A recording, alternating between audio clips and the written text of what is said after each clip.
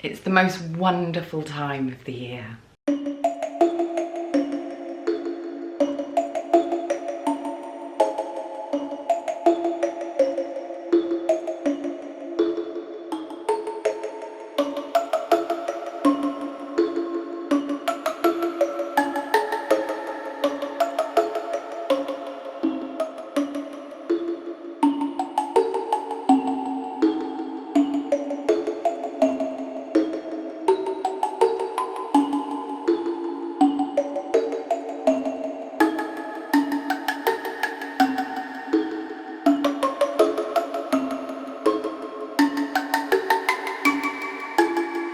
Hello my lovelies, welcome to my spooky little cottage by the sea, the place where I love to stitch and craft my way to a vintage inspired and sustainable lifestyle. In today's video I'm going to be sharing some of my spooky recommendations for Halloween. I have some things to watch, to read, to listen to, and just a couple of little vintagey bits and pieces, and just something that I'm particularly loving right now. I am going to be doing Vlogtober, so I have quite a lot planned. More on that a little bit later in this quite short recommendations video. The first thing I would love to recommend and share with you is something to read.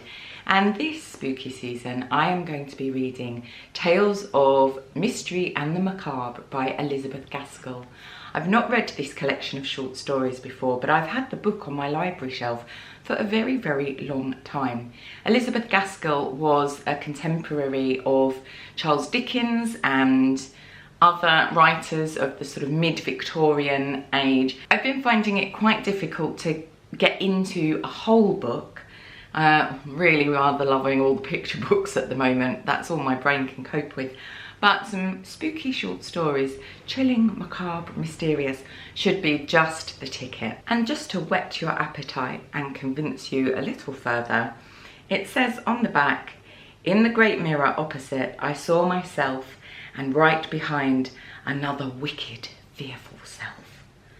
So, like me, my soul seemed to quiver within me, as though not knowing to which similitude of body it belonged."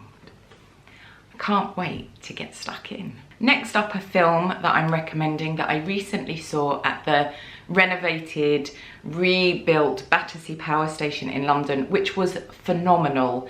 They have done just the most incredible job. And there's an absolutely fabulous cinema in there. It's the best cinema that I have ever been to. And I went to see, with one of my dear old friends, A Haunting in Venice.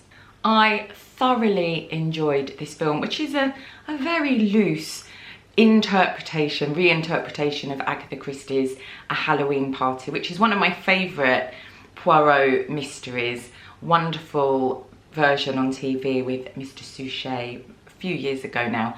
But this one I absolutely loved. Venice is one of my most favourite places on earth, and it was just perfect for this really rather spooky whodunit murder mystery with a sort of an edge of haunting. Loved the costumes, thought all the actors were fabulous, although I did work out who done it and how rather early on.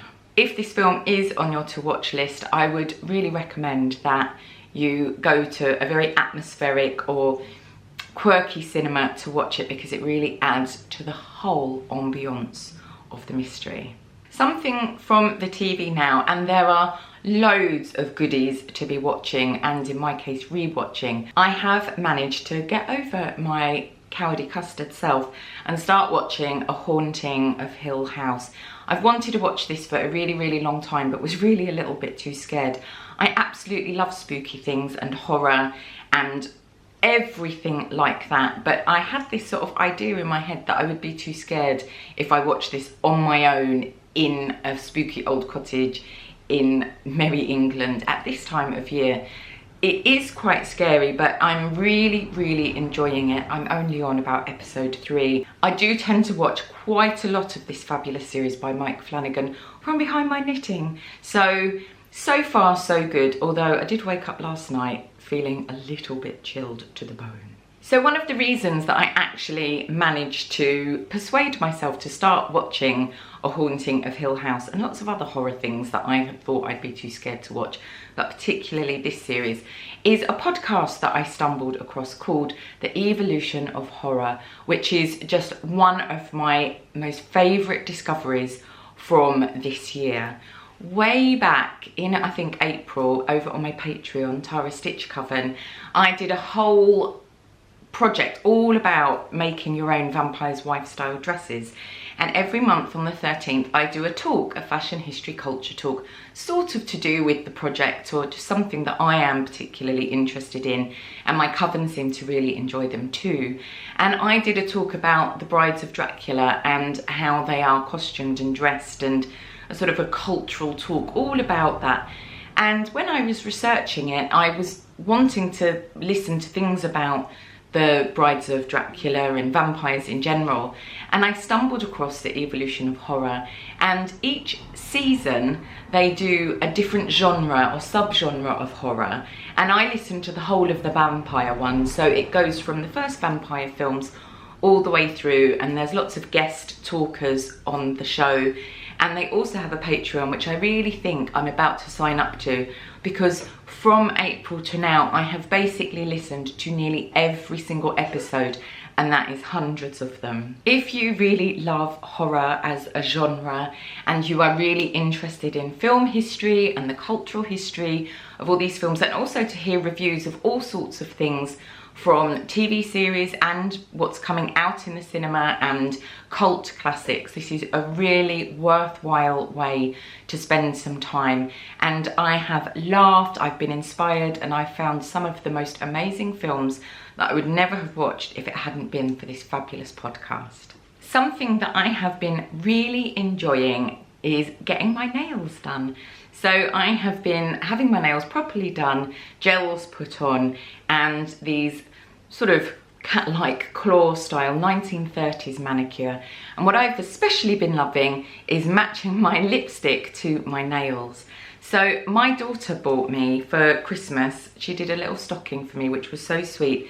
She put this NYX lipstick in for me, which is a NYX suede, can't read it all, but I will link it, called Sweet Tooth.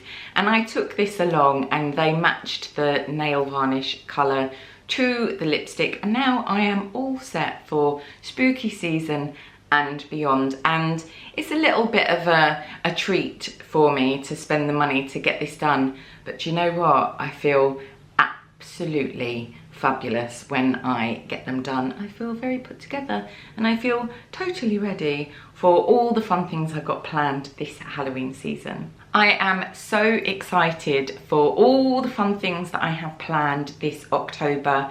Last October, as you know, I wasn't really feeling it because of my beloved Loki's passing, but his little kitty spirit is definitely with me this October, and I am going to be having a lot of fun working on some fun projects that you can join into. I'm going to be linking tutorials with my journal because I do really enjoy doing my journals, although I'm not sure people really read blogs particularly anymore, but I still really like them. And there's lots of stuff that you can join into, and I'm going to be sharing lots of makes and film and just anything else this October that I seem to be enjoying. I'm inviting you into my spooky little cottage by the sea to join in with me and to share the fun and adventures, because it is really lovely to share these adventures with kindred spirits like you. It's starting to get a little bit noisy on the street outside my cottage because it's Oktoberfest this weekend here in Hastings. So I just wanted to share a last couple of little finds that I found on Vinted that are sort of cobweb themed. I'm sort of doing haunting and cobwebs this particular Halloween. I've given myself a little bit of a theme, and one of them is this little pearl spider brooch. Always want to say spider every single time, can't help myself. And these other little brooches, and then randomly a little kitten brooch that arrived in with these spider brooches. But I've bought these specifically so that I can, well, wear them, because why not, they're fab, but also because I'm doing this little arachne project, which I did share in my sort of recent sewing plans video with you, but I'm going to be making a little bag and one of my Marlena berets and doing some cobweb quilting embroidery on them, and I wanted some spider brooches to put on the cobwebs on these accessories. So I ordered these from Vinted, which is addictive and one of my new favourite things to do. And they were only a few pounds and arrived a few days later, and I'm absolutely thrilled with them. So I'm gonna look out for some more insect brooches on there, but spiders really are my love. I hope you've enjoyed these recommendations, and if you have any feedback about any of them because you've already seen or read or done these things, then do let me know. And if you have some new recommendations, do share them in the comments, because it's so lovely for us all to share all of our knowledge and our enthusiasms with each other, and to inspire each other to have a really fabulous, healthy and spooky Halloween. I can't wait to spend Vlogtober with you, and I really hope you're going to enjoy all the fun things that I've got planned. I hope that wherever you are, my lovelies, you're keeping very safe and chillingly well, and I shall see you soon. Till next time, my lovelies. Bye.